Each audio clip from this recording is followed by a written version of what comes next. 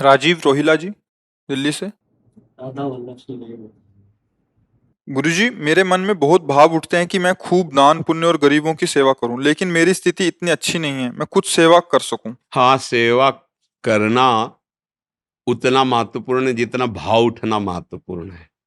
समझ रहे ना? आपके अंदर जैसे भाव है कि ऐसा ऐसा करूं, ऐसा ऐसा करूं, आपकी उन्नति हो जाएगी। क्रियाएं, मान लो आपके पास 4 रोटी है, 4 पाते हो, तो 1 रोटी निकाल दो, 1 रोटी की भूख रखो। उसमें से चिड़िया, पंछी, गई गऊ किसी को भी दे दो। आए हुए भूखे अतिथि, किसी साधु महात्मा किसी को भी दे दो। आपकी वो 1 रोटी दूसरे के करोड़ों मन अन्नदान के बराबर नहीं होगी, क्योंकि आप उतनी सामर्थ्य वाले हैं और आपका भाव बहुत है। बस वो भाव काम कर जाएगा। समझ रहे हो? और अगर कहीं नाम वाम की प्राप्ति के लिए हो, जैसे आजकल लोग पंखा लगवाते हैं, तो पंखुड़ी में जिला नंबर पूरा सब दे देते ना। एक पंखा लगाया और पूरा नाम और पूरा मतलब पूरा पता उसी में लिखा हुआ है। ये सब केवल मलिनता है, अहंकार की मलिन। ये सब नहीं, अपने पास है, उसी में से हम 4 रोटी है, 3 में काम चला लेते, 1 रोटी में आधी रोटी पक्षियों को डाल दिया, आधी गौ को पवा दिया, कभी किसी भूखे को पवा। ज्यादा कोई ऐसा अवसर है तो आज हम उपवास कर लेते, 4 रोटी किसी को पवा देते। इससे बड़ा कोई दान नहीं। ध्यान रखना।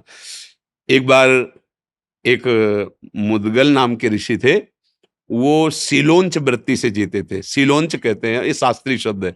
जैसे किसान अपनी फसल काट ले जाता है, फिर जो बालियां और दाने पड़े रहते हैं उसे सीला कहते हैं, सील।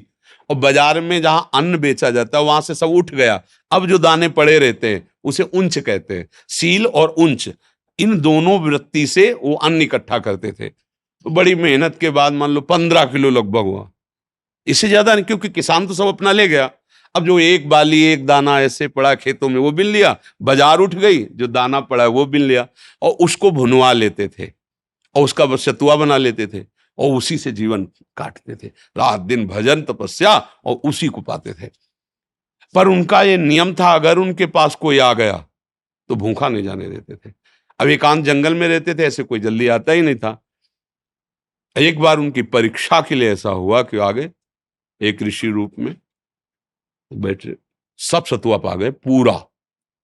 उन्होंने एक बार भी नहीं रोका कि मेरा क्या होगा। स- और पानी पिया, मुंह पूछा, चल दिए। तो जो वहां सतुआ के कण गिरे थे ना, तो एक नेवला वहां से निकला, तो आधे शरीर पे सतुआ का कण लगा तो स्वर्ण का हो गया, तेजस्वी। राजस्वी यज्ञ जब युधिष्ठिर जी की हुई, तो वो ऐसे से घूम रहा था जहां सबको पवाया गया। फिर भगवान श्री कृष्ण और अर्जुन युधिष्ठिर जहां बैठे थे वहां से निकला और कहा, ये मुदगल ऋषि की सतुआ यज्ञ से बढ़ के नहीं है, राजसूय यज्ञ हुआ। तो भगवान ने कहा, ऐसा क्यों तुम कहते हो? बोले, देखो सतुआ के कण लगे थे तो आधा में स्वर्ण का हो गया, यहाँ सब जगह घूम आया, हमारा एक बाल भी स्वर्ण का नहीं रहा। तो हमारी बात समझ रहे ना? कितनी कठिन मेहनत से बीन बीन कर दाना वो एकत्रित करते, तो उनके द्वारा सतुआ यज्ञ की बराबरी भगवान जहां बैठे राजसूय यज्ञ नहीं हुई।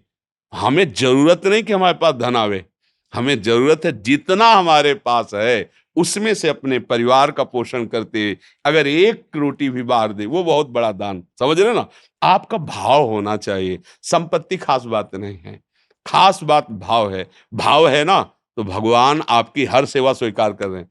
काश हमारे पास ऐसा होता तो भगवान को फूल बंगला बनाता, प्रभु उसमें बैठते, 56 भोग। अब लग रहा है, हो रहा है, आपको इसका फल मिलेगा। ये कलयुग का विशेष प्रताप है। कलिकर एक पुनीत प्रतापा, मानस पुण्य होई और नहीं पापा। तो इसलिए धन की आकांक्षा तो मत करो, पर भाव जो है उसमें जो है उसको सुरक्षित रखो, ये आपको लाभ प्रदान करेगा।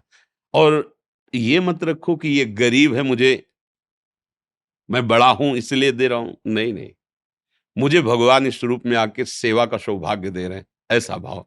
और धनी है मान लो ऐसे, चल बांट दो इनको, तो पुण्य तो मिल गया, लेकिन जो उसका लाभ मिलना चाहिए वो नहीं मिलेगा। इसका लाभ सीधे भगवान प्रसन्न हो जाए, सबके हृदय में भगवान बैठे, ये तुमसे हो सकता है। सबके प्रति भगवत भाव, अवसर मिल जाए, मृदु वचन, जल और रोटी का टुकड़ा, ये तो कोई भी दे सकता है।